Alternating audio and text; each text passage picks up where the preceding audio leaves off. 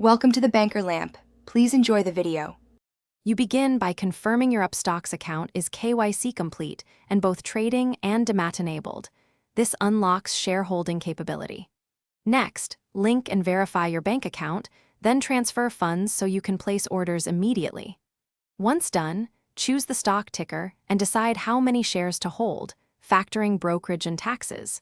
Make sure you understand lot sizes and minimum quantities. This gets you from 0 to ready to place your first buy order without delay. You now place the order.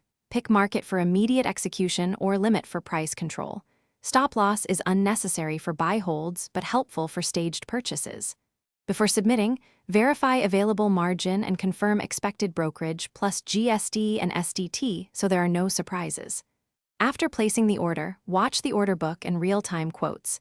If not filled, modify or cancel and re-enter a better price. Once executed, the shares will reflect in your holdings. Keep alerts active you complete the process by validating T+2 settlement. Confirm the DMAT shows the shares and your bank ledger records the debit. Once settled, move the stock into your long-term portfolio view and set targets or recurring buys if you prefer averaging. Make sure to enable tax reporting features to simplify accounting.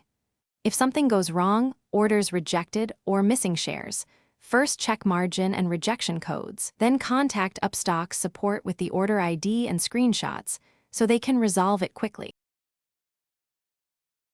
Thanks for watching. If this was helpful, leave a like and consider subscribing. See you next time.